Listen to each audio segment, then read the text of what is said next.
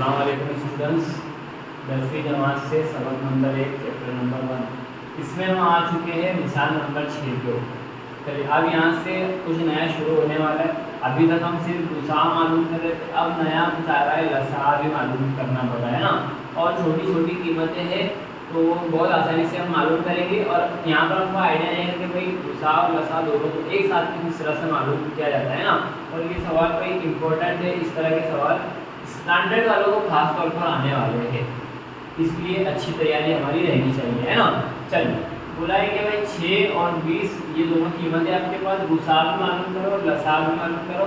और सवाल में बोला है कि अविभाज्य अवयवीकरणीय पद्धति से, है ना, यानी कि अज्जाए दरबी के तरीके से और अज्जाए दरबी से मुफरिद अज्जाए दरबी के तरीके से हमको 6 और 20 के हमको फैक्टर मालूम करने हैं, सॉरी गुसा मालूम करना है और लसा मालूम करना है। अब यहाँ पर यूक्लिड भाई साहब को भूल जाना है, जो सवाल में बोला है उसी के अकॉर्डिंग करना है ना। बोला है अविभाज्य अवयवीकरणीय पद्धति यानी मुफरिद अज्जाए दरबी के तरीके से। मैं आपको पहले बताता चलूँ कि अविभाज्य संख्या कौन सी होती है। अविभाज्य मतलब जो विभाजन नहीं हो सकती, जिसके टुकड़े नहीं हो सकते ना।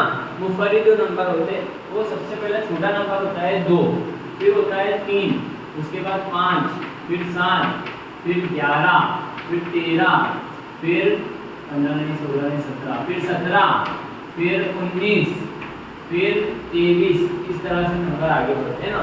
देखिए इन्हें अविभाज्य संख्या बोलते हैं, मुफरिद नंबर बोलते हैं। क्यों ऐसा? दो जो है वो सिर्फ खुद के बारे में आता है। आप बोलेंगे सर एक में भी तो आता है, तो एक को हम गिनते ही नहीं है ना, एक के बारे में सब नंबर आ जाते हैं। 2 जो है वो सिर्फ खुद के बारे में आता है। 3 को भी देखिए, 5 को भी देखिए, 7 को भी देखिए। 7 के बाद आप सोच रहे होंगे 9, लेकिन नहीं, 9 3 के बारे में आ जाता है ना, 3 के 9। उसके बाद 11 वो भी खुद में आता है, 13 भी, 17 भी, 19 भी, 23 भी, है ना। 21 जो है वो साथ में आ जाता है, 7 के 21। इसलिए ये जो नंबर है ये मुफरिद नंबर कहलाते हैं और इनको अविभाज्य संख्या कहा जाता है गुजराती के अंदर। तो इन्हीं की मदद से हमको मालूम करना है, अज्जाए दरबी निकालने और फिर गुसा और लसा मालूम करना है ना। चल सबसे पहले 6, तो 6 के हम किस तरह से अज्जाए दरबी निकालेंगे? हम बोलेंगे पहले 2, है ना, 2 दिया 6, फिर 3 की 3, है ना। तो अब 6 को हम क्या लिखेंगे? 2 × 3। इस तरह आसान है, लेकिन आपको समझाने के लिए इस तरह मैंने किया है। एक चीज ये ध्यान रखना है आपको कि यहाँ पर आपको जो भी नंबर मिलेंगे ना, तो वो इनमें से ही आपको मिलेंगे। आप गौर करना, आपको यहाँ पर जो भी नंबर मिलेंगे वो अविभाज्य संख्याएं होंगी, इसके अलावा कोई नंबर होगा ही नहीं, है ना। चलिए अब आप बात करेंगे हम 20 की। तो 20 को किस तरह फैक्टर निकालेंगे? देखो 20 जो है पहले 2 से हो जाएगा, हाँ कहाँ तक? 2 दहाई 10, है ना। 2 दहाई 20, है ना। तो इसके बाद और 2 से हो जाएगा, तो हाँ 2 पंजे 10, फिर होगा 5 से 5 1 5, है ना। यहाँ पर भी देखिए ये वाले जो नंबर है वो इन्हीं में से आपको मिलेंगे, है ना। चलिए 20 को किस तरह लिखेंगे हम? 2 × 2 × 5। चलिए पहले हम निकालेंगे गुसा, फिर हम निकालेंगे लसा, है ना। चलिए गुसा किस तरह से निकलेगा? जब 2 नंबर जो बोला है गुसा लसा दोनों साथ में मालूम करो तो किस तरह गुसा निकलेगा। और ये भी अविभाज्य अवयवीकरणीय पद्धति से, है ना। वो यूक्लिड में तो हम देख रहे थे कि भाई 0 के ऊपर जो नंबर आ रहा था वो हमारा गुसा कहला रहा था, है ना।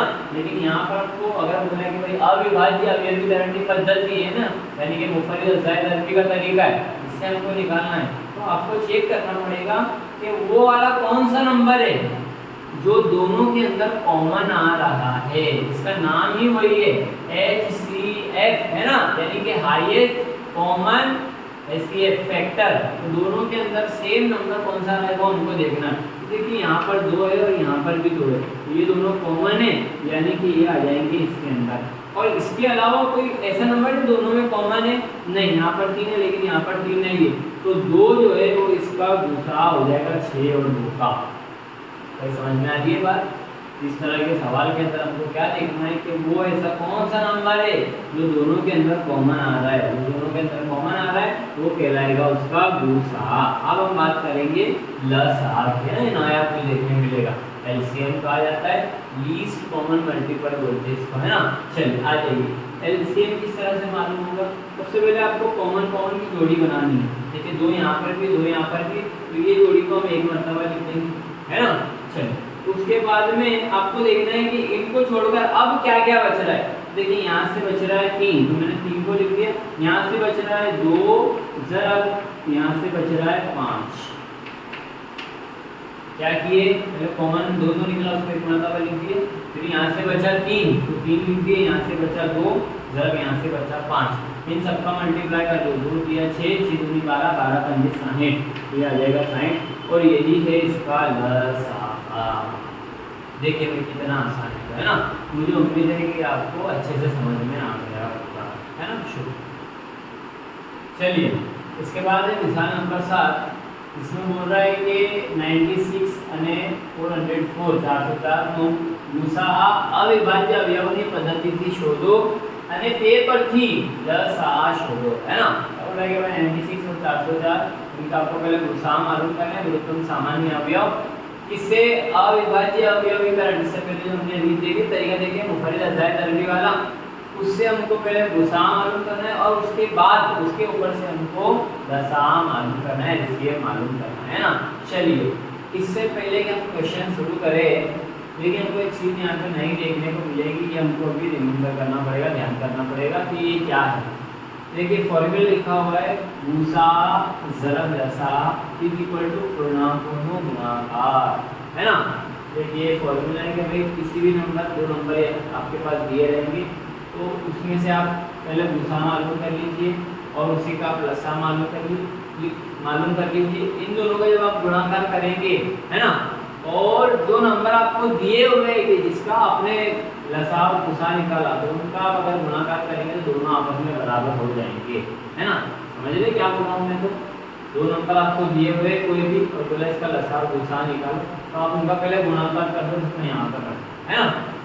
उसके बाद में उन दोनों का जो लसाअ और गुसाअ आपने निकाले, जो नंबर आपको मिला ये लसाअ है और ये गुसाअ है, उन दोनों का भी आप ज़रब करेंगे, गुणाकार करेंगे, तो दोनों की वैल्यू आपको बराबर मिलेगी। आप ये फॉर्मूले की याद रखिए, अभी हमको यहाँ पर काम आने वाला है ना। क्या फॉर्मूला है कि भाई लसाअ ज़रब गुसाअ बराबर होता है पूर्णांकों गुणाकार, है ना। ये याद रखिए, अप्लाई यहाँ पर करेंगे आपको अंडरस्टैंड हो जाएगा, है ना। चलिए पहले हम गुसाअ मालूम करेंगे। 96 निकालो, 96 के फैक्टर निकालो, अवयव पारा 2 से हो जाएगा, हाँ कैसे हो जाएगा, 2 चौक 8, 1 बचा तो ये 16 हो जाएगा, 2 चौक 8, है ना। यहाँ पर 4 आएगा, 2 चौक 8, ये हो जाएगा 16, फिर 2 के बारे में 16 आता है, कहाँ तक 8 तक, है ना। 2 28, ठीक है। चलिए उसके बाद में 48 के 2 जाएंगे, हाँ ये हो जाएगा 2 और ये हो जाएगा 4, फिर ये 2 जाएंगे, ये हो जाएगा 12, फिर ये 2 करेंगे तो ये हो जाएगा 16, फिर ये हो जाएगा 2 3 6 और ये हो जाएगा 3 21, ये होगा ना। चलिए क्या लिखूंगा मैं इसको, 2 1 2 3 4 5, है ना। 2 की कुवत 5 लिख दो, काम आसान हमारा, है ना। उसके बाद ज़रब 3 जो है वो 1 था, ठीक है।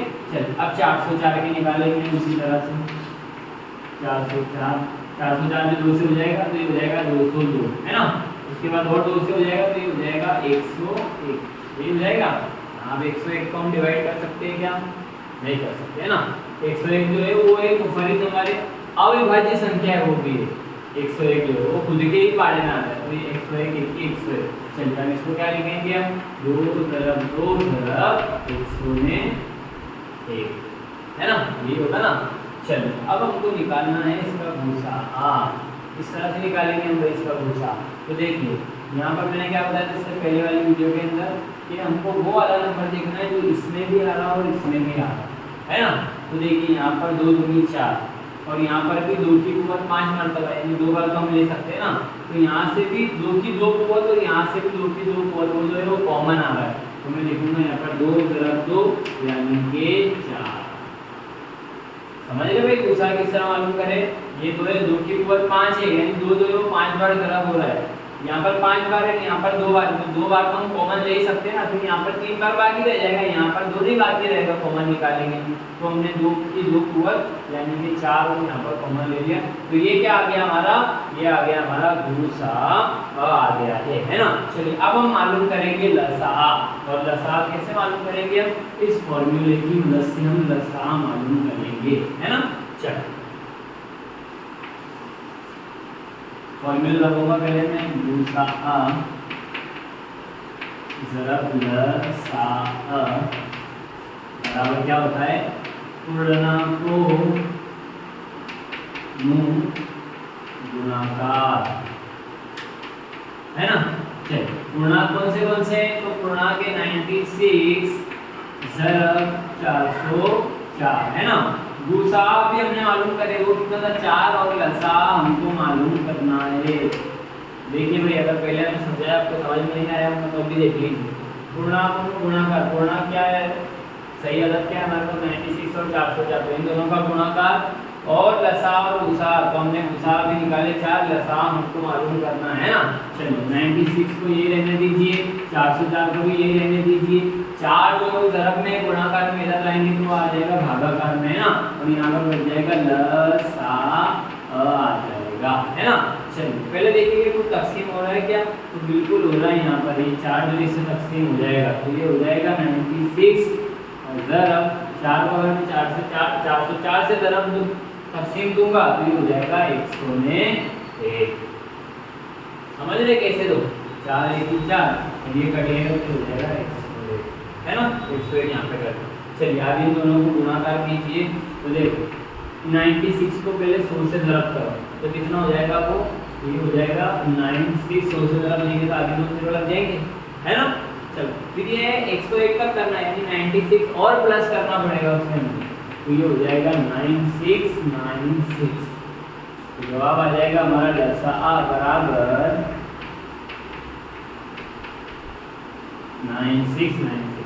मैंने जो तरीका बताया ये आसान समझने में है, आपको नहीं समझ में आया दोनों का हम ज़रब करेंगे तो भी 9696 आ जाएगा, है ना। तो देखिए हमने कुछ नए तरीके से नए फॉर्मूला का यहाँ पर इस्तेमाल किया, नया फॉर्मूला यहाँ पर समझा, और इस तरह हमने मिसाल नंबर 7 को हल किया है। मुझे उम्मीद है कि आपको अच्छे समझ में आ गया, है ना।